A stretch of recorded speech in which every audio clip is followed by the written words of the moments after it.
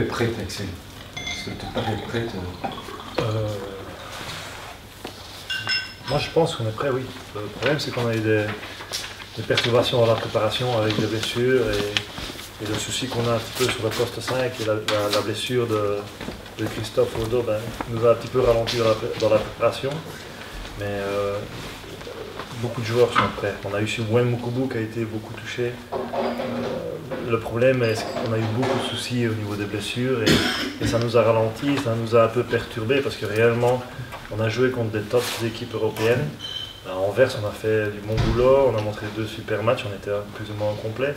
Et en Turquie malheureusement on avait 8 rotations, donc c'était 20-25 minutes de bon jeu et puis après on s'écoulait physiquement parce que ce manque de rotation et de beaucoup de blessures. Encore une fois, on n'a pas beaucoup eu le temps de jouer avec Christophe, qui est pour nous le gars qui est pour nous un pion majeur, où il nous donne à tous de l'espace parce qu'il attire beaucoup la défense sur lui à l'intérieur. Et sans lui, on a un petit peu ce manque d'automatisme parce que ça fait quand même 8 saisons, 8 étés qu'on passe ensemble et on ressent fort un petit peu son absence. On a le retour je pense, de Maxime Dezé qui a montré de grandes choses au dernier match, qui va nous faire du bien sur le jeu intérieur.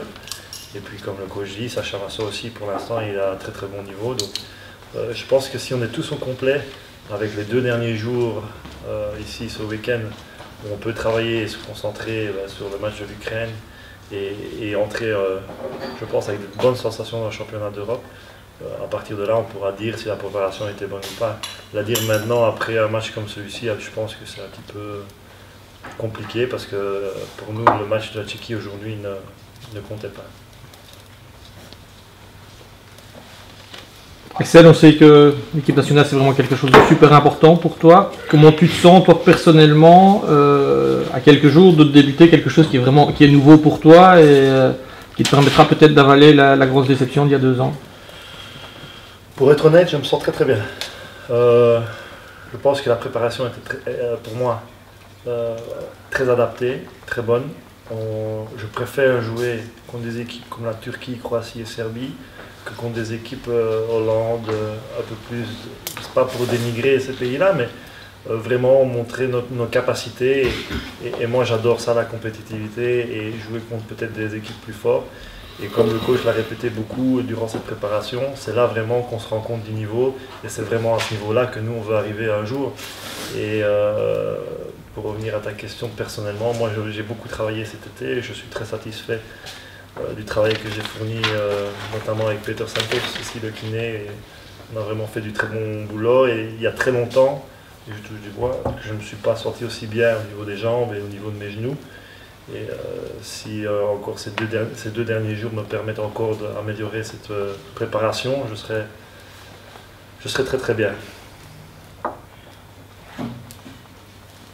Mais le fait de participer à l'Euro va te permettre d'effacer une partie de la déception d'il y a 2 ans ou pas spécialement? Le passé c'est le passé, j'y pense plus. Les blessures pour un sportif, je les oublie. Si je pense encore à la blessure que j'ai eu contre la France, je ne vais plus jamais au rebond offensif. Pour moi c'est du passé et je joue sur le terrain, je m'amuse et je donne le maximum. Ça fait partie du sport et voilà, j'ai eu de la malchance et c'est pas parce que j'ai eu de la malchance que je dois repenser à ça sans arrêt. C'était une déception, oui, ok, c'est vrai. On a fait des sacrifices, aussi bien moi que les joueurs, que le coach, on a fait des sacrifices, ça n'a pas fonctionné. Ok, voilà, c'est fini. Maintenant, je regarde. Et demain, j'ai la chance de pouvoir participer au championnat d'Europe et je vois plus le futur que le passé. Toi qui as eu de jouer en Espagne des matchs où il y a énormément de spectateurs, enfin je ne sais pas comment ça va être ici en Slovénie, mais on avait vu quand même en Lituanie les matchs des Belges, il n'y avait pas énormément de monde dans la salle. C'est un sentiment quand même particulier de voir que tu joues peut-être des matchs super, en tout cas des matchs toi qui te tiennent vraiment à cœur, des matchs super importants, et finalement dans la salle on joue devant pas tellement de monde. Si on arrive à passer notre objectif, et moi je pense, hein, coach, pour moi je crois qu'il faut se fixer des objectifs malgré la préparation compliquée qu'on a eue. Je pense que si réellement on va loin dans ce championnat d'Europe, c'est-à-dire qu'on arrive à passer ce premier tour, là tu verras un petit peu les salles et tu verras un petit peu l'ambiance qu'il y a. les gens en Slovénie en Slovénie sont forts pour le basket, c'est le sport national, et ils vont aller suivre leur équipe, et ils vont suivre aussi les grosses nations. On n'est pas une grosse nation, ça il faut le reconnaître. Et si on arrive à aller loin et on arrive à créer quelque chose et à mettre de l'engouement, et ça c'est à nous à le faire sur le terrain, et à nous de le créer, c'est à nous à montrer aux gens que la Belgique existe. Et c'est pour ça que coach a dit, c'est pour ça que ça nous tient à cœur, c'est pour ça que les joueurs sont là, c'est pour ça que tous les joueurs font un sacrifice.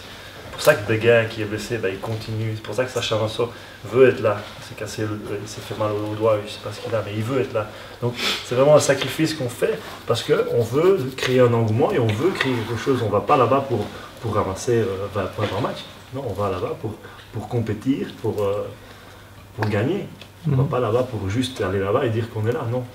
Notre objectif, on y est, ça, c'est sûr. Maintenant, on veut plus et je pense qu'on est capable de le faire.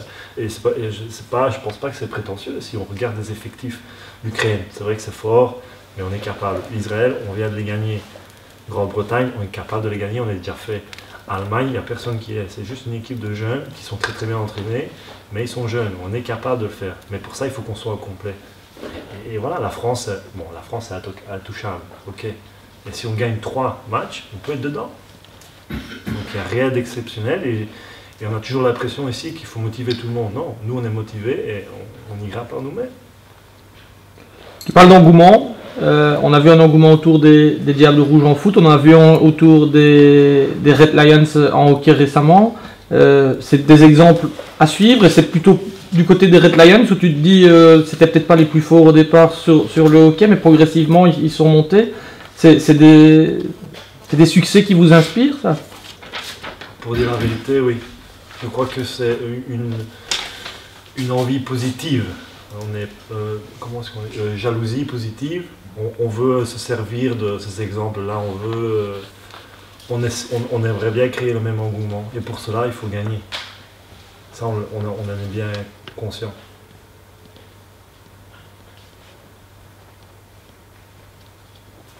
Qu'est-ce qui doit progresser majoritairement d'ici l'Euro? D'ici l'Euro? Oui. Par rapport à notre équipe? Oui. Récupérer nos blessés. D'accord. Je pense qu'on récupère nos blessés, ils sont à 100%. Ils ont quelques jours pour se remettre dans le bain. On fixe un petit peu tactiquement et se prépare pour le premier match pour rentrer correctement dans cet Euro. Et puis après, il nous restera 5 matchs à jouer.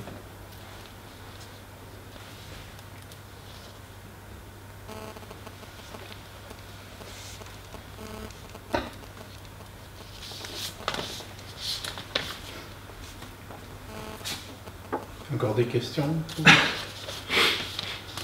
Encore des questions? Merci. Merci. Au revoir. Merci beaucoup.